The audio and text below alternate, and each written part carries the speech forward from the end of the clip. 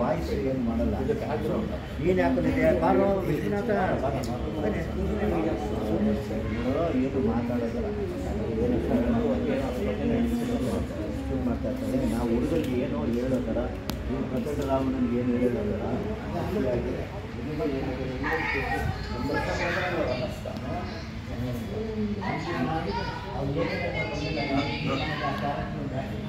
ನಿಧಾನ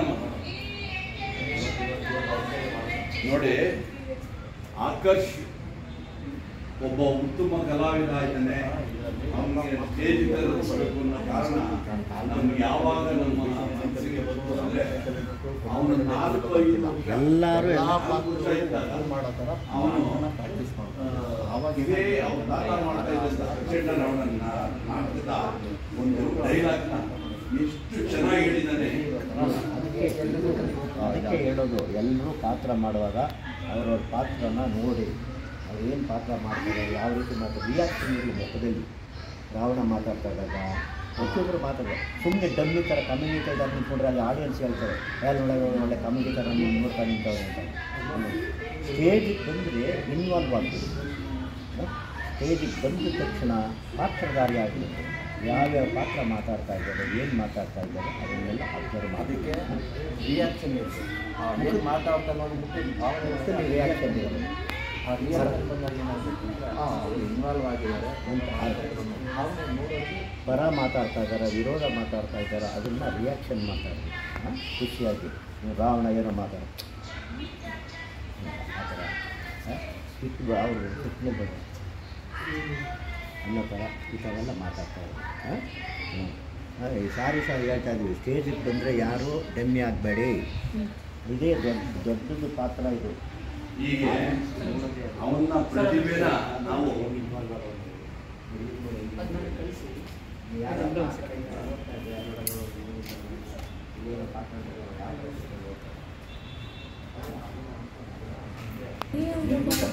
ಬೆಳೆಯುವ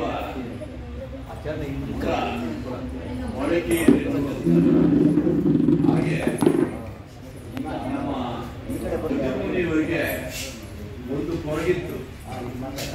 ನನ್ನ ಮನೆತನದಲ್ಲಿ ನನ್ನ ಮಕ್ಕಳು ಯಾರು ಕೂಡ ಚಿತ್ರರಂಗಕ್ಕೆ ಬರಲಿಲ್ವಲ್ಲ ಅಂತ ಒಂದು ಕೊರಗಿತ್ತು. ಅವರ ತಮ್ಮ ಚಂದ್ರು ಮುನಿಯವರ ವಯಸ್ಸು ಎದುರಾಗು ಬಾ ಅಂದರೆ ಅವರು ಕೂಡ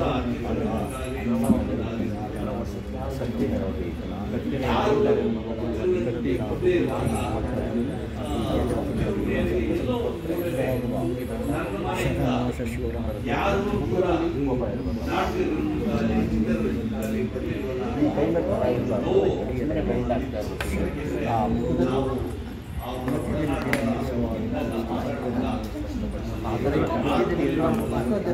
ಮುಖದಲ್ಲಿ ಭಾವನೆ ಇರಬೇಕು.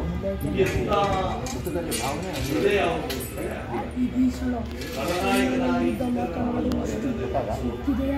ಅವರು ನಿಜವೂ ಅಂತ ಒಳ್ಳೆ ಹೃದಯ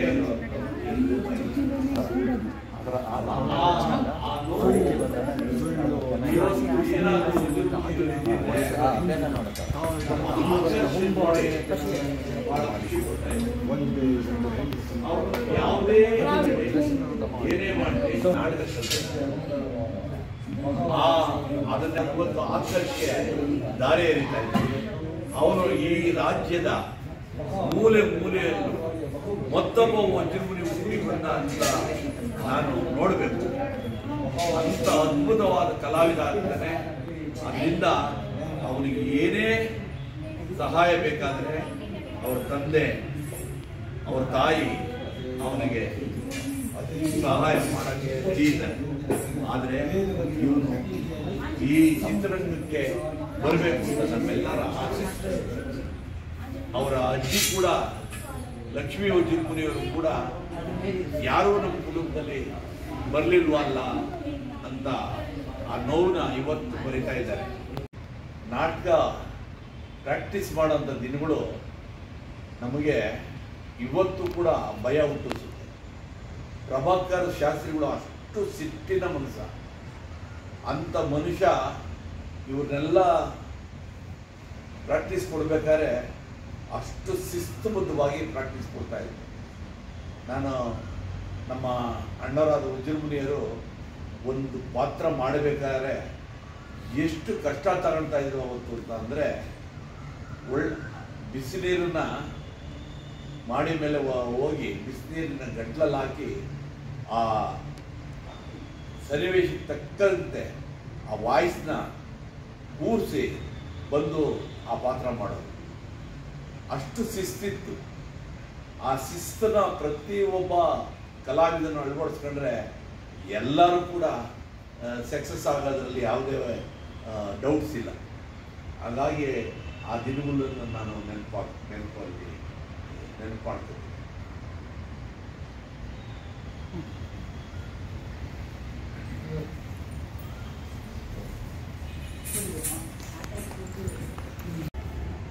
ವಜ್ರಮುನಿಯವರ ಮೇ 11ರಂದು 80ನೇ ವರ್ಷದ ಹುಟ್ಟುಹಬ್ಬದ ಆಚರಣೆಯಲ್ಲಿ ನಾವೆಲ್ಲ ಇದ್ದೀವಿ. ಅದರ ಅಂಗವಾಗಿ ಪ್ರಚಂಡ ರಾವಣ ನಾಟಕನ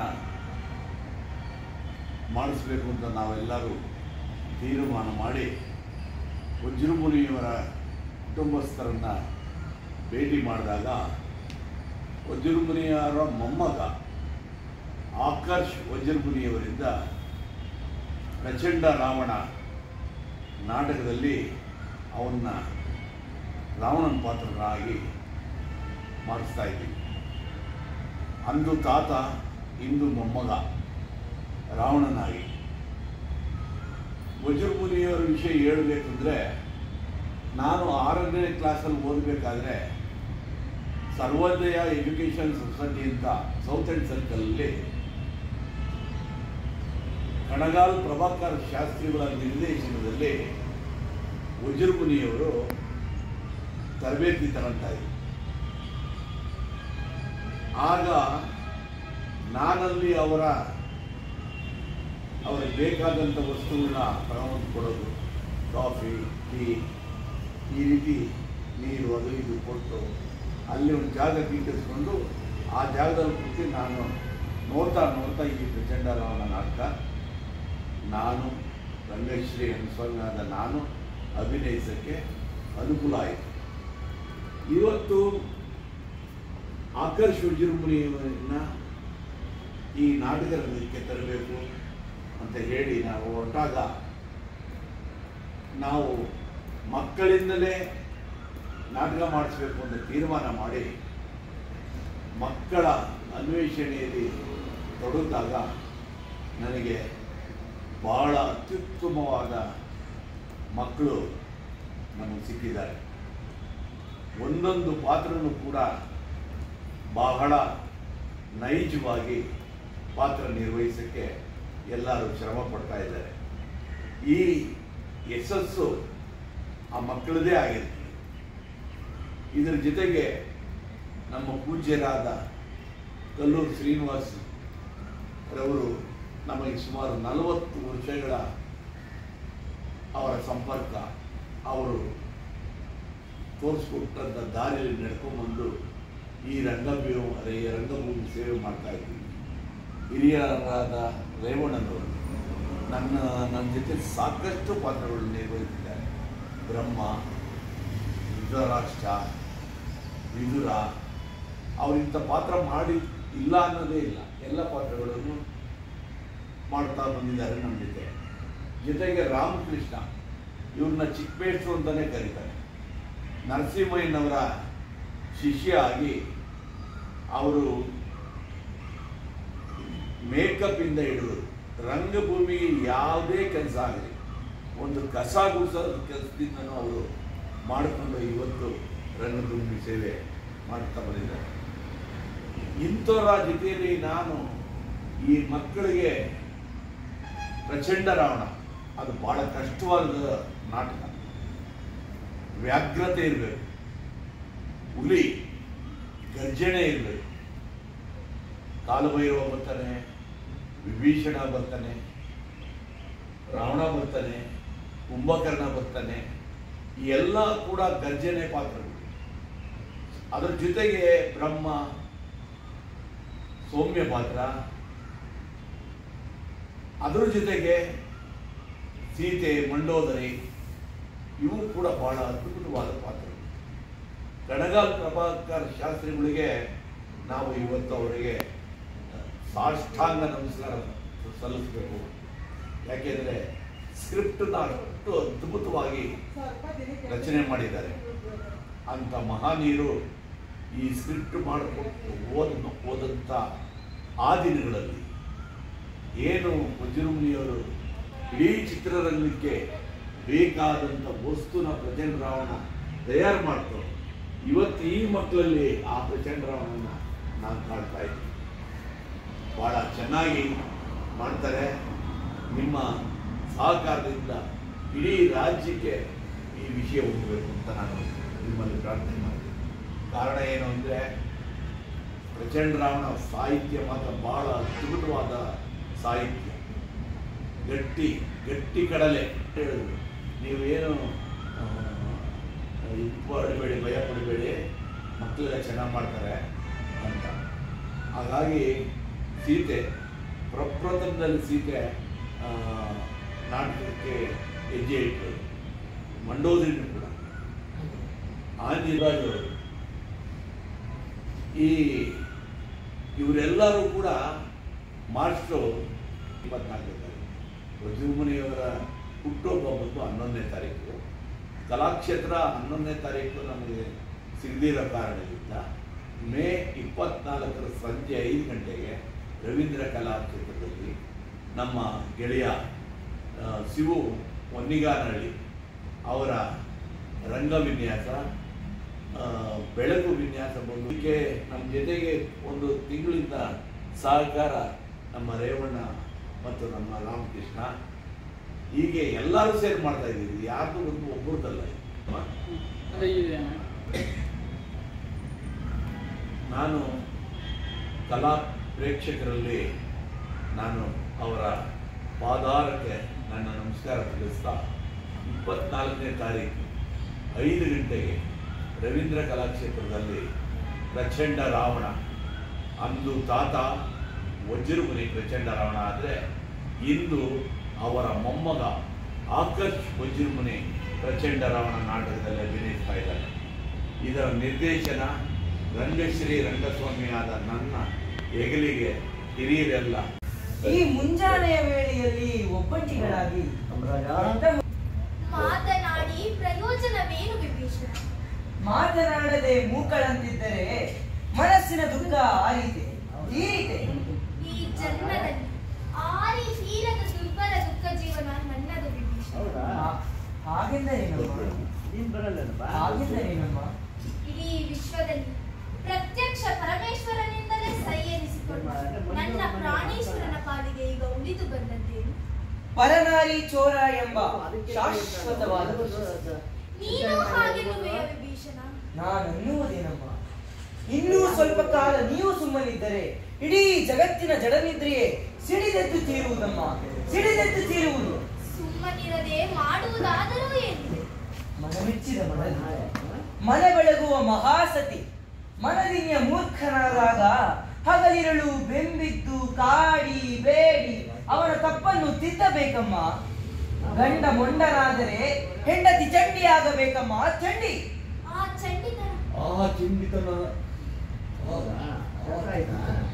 ಚಂಡಿತನ ನನ್ನಿಂದ ಸಾಧ್ಯವೇ ವಿಭೀಷಣ? ಸಾಧ್ಯವಾಗಲೇಬೇಕು ತಾಯಿ. ಇಲ್ಲವಾದಲ್ಲಿ ಈ ಅನಂತ ಅಖಂಡ ಕರಾಳ ಕಾಲಚಕ್ರದ ಸುತ್ತಿನಲ್ಲಿ ಯುಗ ಯುಗಾಂತರಗಳು ಕಲ್ಪ ಕೋಟ್ಯಾಂತರಗಳು ಕಳೆದು ಮರಳಿದರು. ಮಂಡೋದರಿಯ ಗಂಡ ಪ್ರಚಂಡ ರಾವಣ ಪರನಾರಿ ಚೋರ ಎಂಬ ಜನಜನಿತ ವಾರ್ತೆ ತಪ್ಪದಮ್ಮ, ತಪ್ಪದು, ತಪ್ಪದಮ್ಮ, ತಪ್ಪದಮ್ಮ, ತಪ್ಪದು. ರಾಮಕೃಷ್ಣ ಗಾಡಿ ಇಟ್ಟಿದ್ದಾರೆ.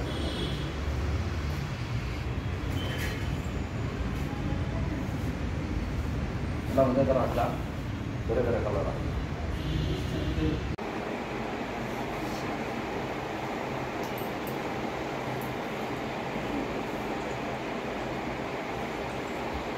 ನಮ್ಮ ಜೀವನದಲ್ಲಿ ಕೇಳ್ತೀನಿ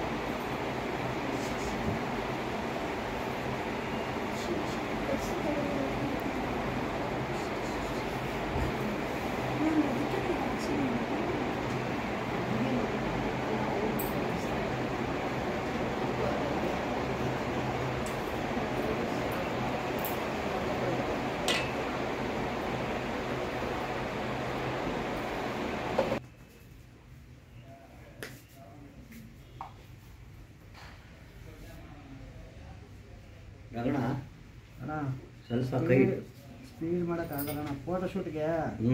ಆಗಲಿ ನಿನಗೆ ತೊಂದರೆ ಕೊಡಲ್ಲ. ಅದು ಹೆಂಗಂದ್ರೆ ಹೆಂಗೆ ಹೊಡೆದು ಬಿಡ್ಬೋದು. ಅದೇ ಒಂದು ಅರ್ಧ ಮುಕ್ಕಾಲು ಗಂಟೆ ಮುಂಚೆ ಕುತ್ಕೊಬಿಟ್ಟಿದ್ರ. ನಾನು ಹೇಳಿದೆ ಇವನೇ ಮಾಡಿದ್ದು. ನಾನು ಬರೋ ಗಂಟ ಮೇಕಪ್ ಮಾಡಬೇಡ ನೀನು ಅಂತ ಯಾಕೆ ಹೇಳಿದೆ ನೀನು? ಇಲ್ಲದ್ರೆ 4 ಜನ ರೆಡಿ ಮಾಡಿ ಇಡ್ತಿದ್ದೆ ನಾನು. ಎಲ್ಲ ಈ ಕಡೆ ಈ ಕಡೆ ಯಾರು ಕರೀತಾರೋ ಅವರು ಬನ್ನಿ.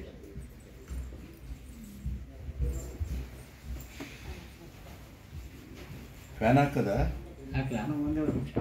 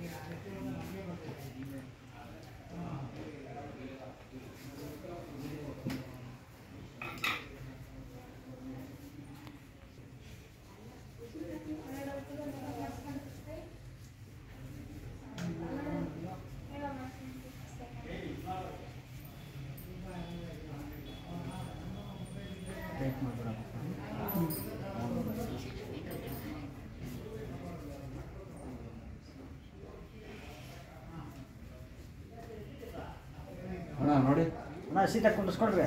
ನೋಡೋದೇನಿಲ್ಲ, ಲಿಫ್ಟಿಗೆ ಹಾಕಿ ಕಳ್ಸೋಣ. ಕರೆಕ್ಟಾಗೈತೆ. ವಿಭೂತಿ ಹಾಂ ನಾಮ ಹಾಕ್ಬಿಡು. ನಾಮ ದಪ್ಪಕ್ಕೆ ಹಾಕ್ಬಿಡು. ನೀವು ಪೇಮೆಂಟ್ ಸರಿಯಾಗಿ ಕೊಡ್ಬೇಕಾದ್ರೆ ಫಸ್ಟು.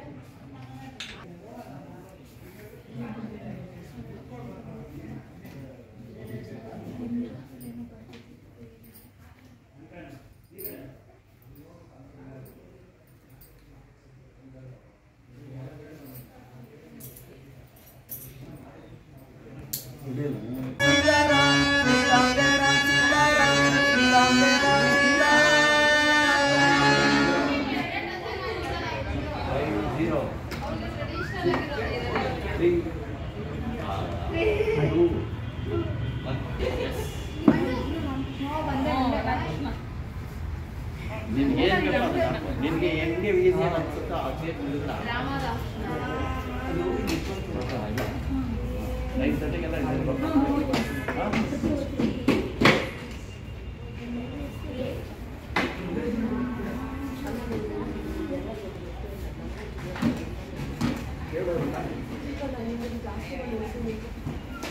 ನೀರು ಬಾಟ್ಲಿ ಯಾರು ಕೇಳಲ್ಲ.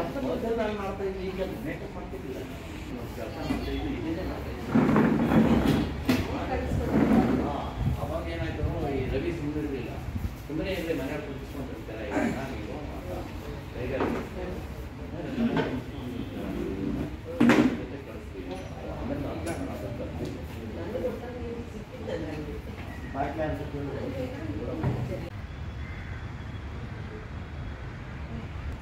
ಅವ್ನು ನಿಂತ್ಕೊಳ್ಳೋ ತನಕ ನೀರು ಅವ್ನು ನಿಂತ್ಕೊಳ್ಳೋ ಮಧ್ಯೆ ಮಾತಾಡೋದು ಓಕೆ. ಅತ್ತಿಗೆ, ಏನು ವಿಭೀಷಣ? ಇಂದು ನಮ್ಮ ನಾಡ ಹಬ್ಬವಾದ ಶರನ್ನವರಾತ್ರಿಯ ದುರ್ಗ ಕಾಳರ, ಮೇಲಾಗಿ ಮನೆ ದೇವತೆಯ ಹಬ್ಬ. ಇಂತಹ ಸಮಯದಲ್ಲಿ ಮಹಾಮಂಗಳಾರತಿಯ ವೇಳೆಗಾದರೂ ಸಾರ್ವಭೌಮರು ಬಾರಲಿಲ್ಲವಲ್ಲ, ಕಾರಣವೇನಮ್ಮ? ಅದೇ ನನಗೂ ಅರ್ಥವಾಗದ ಪ್ರಬಲ ಸಮಸ್ಯೆಗಳು. ನಿಮಗೂ ಅರ್ಥವಾಗದ ಪ್ರಬಲ ಸಮಸ್ಯೆಯಾಗಿದೆ. ಬ್ರಹ್ಮದೇವ, ಮಹಾರಾಜ್ಞಿಯವರ ಸಮಸ್ಯೆಗೆ ನಿಮ್ಮ ಪಂಚಾಂಗದಲ್ಲಿ ಸಮಂಜಸವಾದ ಪ್ರತ್ಯುತ್ತರವಿದೆ. ವಿಭೀಷಣ, ನನ್ನ ಪಂಚಾಂಗದಲ್ಲಿ ಸರ್ವ ಸಮಸ್ಯೆಗಳಿಗೂ ಸಮಾಧಾನಕರ. ಆದರೆ ಎಂಬ ಅನುಮಾನದ ಅರ್ಥ ನವನವೋಲ್ಲಾಸ ನವರಸ ಕಾವ್ಯ ಧೀಮಂತ ನಾಯಕನಾಗಲಿ, ವರ್ಷಕ್ಕೊಮ್ಮೆ ಆಚರಿಸುವ ಮನೆ ದೇವತೆಯ ಹಬ್ಬದಂದು ಈ ಕಾಷಾಯ ವಸ್ತ್ರಗಳನ್ನು ಧರಿಸಿ ಯಾವ ಮಹತ್ ಕಾರ್ಯದಲ್ಲಿ ಮಗ್ನನಾಗಿದ್ದೆ? ರಹಸ್ಯ ರಾಜಕಾರ್ಯ. ರಹಸ್ಯ ರಾಜಕಾರ್ಯ. ಪ್ರಭು, ರಾಜಕಾರ್ಯಾಸಕ್ತರಾದ ಪ್ರಹಸ್ತಾದಿ ಅಷ್ಟಮಂತ್ರಿಗಳನ್ನು ಬಿಟ್ಟು ಷಷ್ಠಿಯ ತಿಥಿಯ ದಿನವೇ ಲಂಕೆಯಿಂದ ಹೊರಟವನು ಅಷ್ಟಮಿಯ ಅರ್ಧರಾತ್ರಿಯ ತನಕ ನೀನೋರ್ವನೆ ಮಾಡಿ ಮುಗಿಸಬಹುದಾಗಿದ್ದಂತಹ ರಹಸ್ಯ ರಾಜಕಾರ್ಯವಾದರೂ ಏನು? ಅದನ್ನು ನಿನ್ನವರೆನಿಸಿಕೊಂಡ ನಾವಾರು ಒರೆಯಬಾರದು ಲಂಕೇಶ್ವರ. ಎಲ್ಲರೂ ಅರಿಯಬಹುದಾದರೆ ಅದಕ್ಕೆ ರಹಸ್ಯವೆಂಬ ವಿಶೇಷಣ ಉಂಟೇ ವಿಭೀಷಣ? ಪ್ರಭು, ವಿಶೇಷಣ ಉಂಟೆ ವಿಭೀಷಣ? ವಿಶೇಷಣ ಉಂಟೇ ವಿಭೀಷಣ?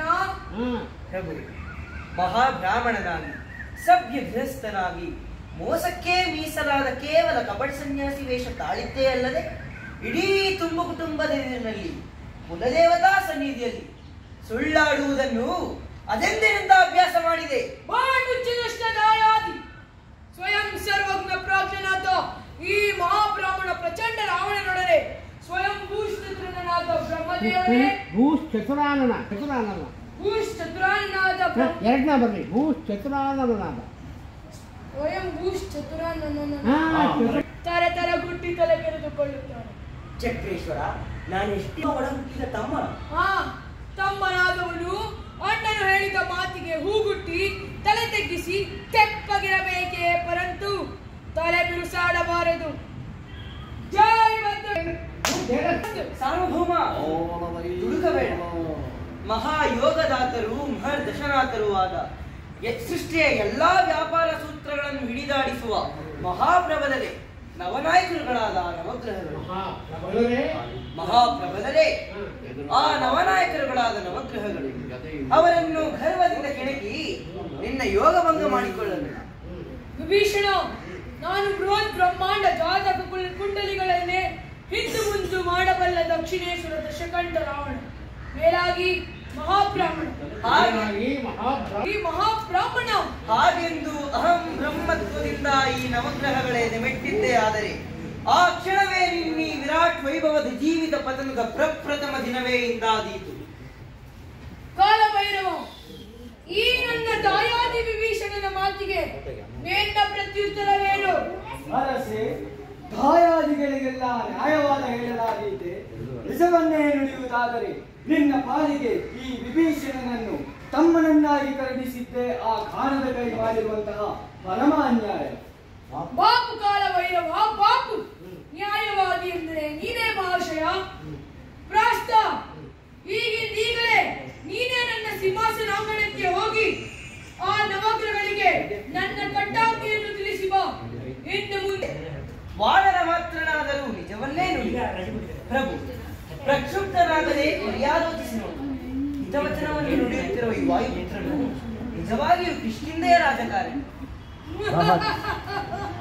ಕಾಲಭೈರವ, ಕಿಂದೆಯ ವಾನರರೆಲ್ಲ ರಾಜಕಾರಣಿಗಳಂತೆ. ಪ್ರಾಸ್ತ, ರಾತ್ರವಾಗಿ ಶತ್ರು ನರವಿಲ್ಲದ ನಾಲಿಗಿದೆ ಎಂದು ಪರಿವಾರ ದೇವತೆಗಳ ಬಲವಿದೆ ಎಂದು ಬಾಯಿಗೆ ಬಂದಂತೆ ಬಡಬಡಿಸಿ ನುಡಿಯಬೇಡ. ತಾಳಿಬಾಳು ಲಂಕೇಶ್ವರ, ತಾಳಿಬಾಳು.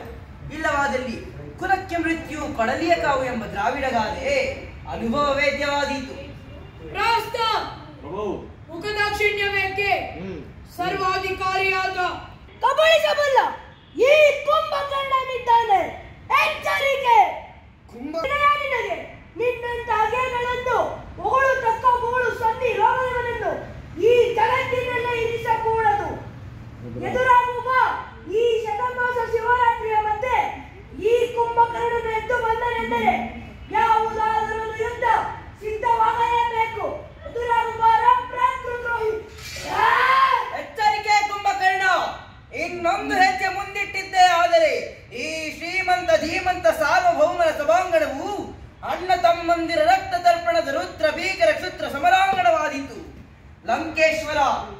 ಈ ವಿಭೀಷಣನು ರಾವಣ ಕುಂಭಕರ್ಣನಂತೆ ಪೌಲತ್ಯವಂಶೋತ್ಪನ್ನನೆ ಕೈಕಸಾಗರ್ಭ ಸಂಜಾತನೆ.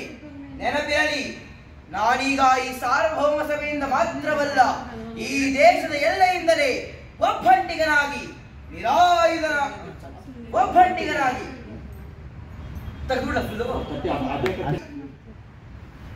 ನೋಡಿ ಹಂಗೆ ಕುಟ್ಕೊಂಡ ಕ್ರಾಸ್ ಹಾಕಿ ಅದನ್ನು ತೆಗೆದಿಡು, ಹೇಳು ತೆಗೆದಿಡು ಅದನ್ನು. ತಕ್ಷಣ ತಗೋಬೇಕಲ್ಲ ನಿರಾಯುಧನಾಗಿ ಹೋಗುತ್ತಿದ್ದೆ.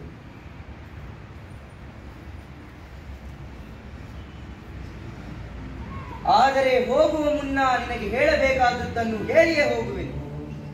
ಈ ನಿಮಿಷದಿಂದಲೇ ನೀನು ಜಾಗೃತನಾಗು. ನಿನ್ನ ಕೋಟೆಯ ಕೊತ್ತಲುಗಳನ್ನು ಭದ್ರಪಡಿಸಿಕೊ. ನಿನ್ನ ಶತ್ರುಂಜಯ ಶಸ್ತ್ರಾಸ್ತ್ರಗಳನ್ನು ತುಕ್ಕು ಹಿಡಿಯದಂತೆ ಕಣ್ಣಲ್ಲಿ ಕಣ್ಣಿಟ್ಟು ಪರೀಕ್ಷಿಸು. ನಿನ್ನ ಸಮಸ್ತ ಸೇನಾ ನಾಯಕರುಗಳನ್ನು ಹುರಿದುಂಬಿಸಿ ಸರಿ ಮಾಡಿಕೋ.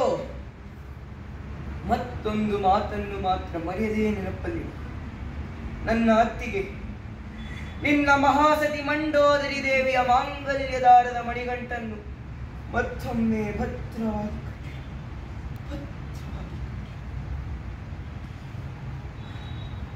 ಇದು ನನ್ನ ನಿನ್ನ ಸಹೋದರ ಮೊದಲು ವಾತ್ಸಲ್ಯ ಬಾಂಧವ್ಯ ಅನುಬಂಧನದ ಅಂತಿಮ ಪ್ರಣಾಮಗಳು. ಮುಖ ನೋಡು. ಇನ್ನು ನಮ್ಮೀವರ ಮಿಲನ ಸಮರಾಂಗಣದಲ್ಲಿ, ಹೌದು, ವಿಶಿಷ್ಟ ಸೃಷ್ಟಿಯೇ ಬೆಚ್ಚಿ ಬೆರಗಾಗಿ ಬಿಮ್ಮನೆ ನೋಡುವ ರಣಭೈರವಿ ರುದ್ರಾದಾಸ್ಯದ ರಾಮರಾವಣರ ಸಮರಾಂಗಣದಲ್ಲಿ ರಾವಣನ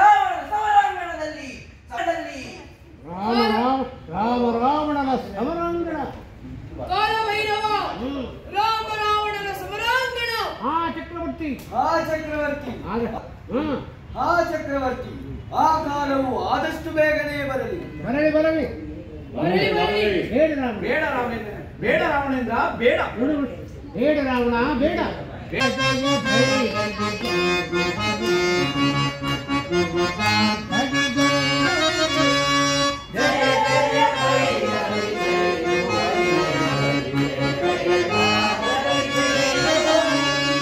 ಕುಂಭಕರ್ಣ ಜೈ ಶಂಕರಿ ಜಗದೀಶ್ವರಿ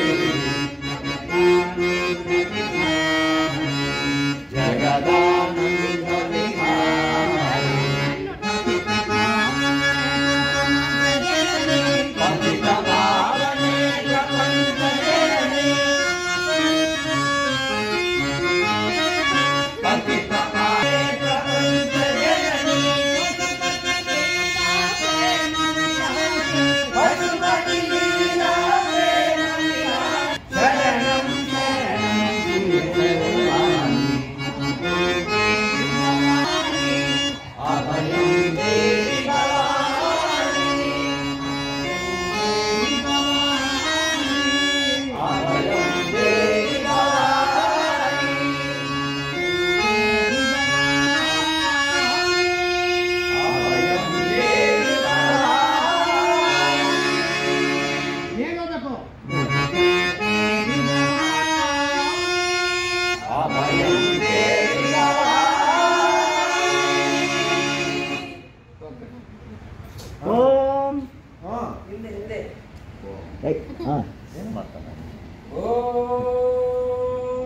जातवेदसे सुनवामसो ममरातीयतो निदवादिवेदः सनः पश्यति दुर्गा सनः पश्यति दुर्गानि विश्वा नावेव सिन्धुं दुरितात् यज्ञ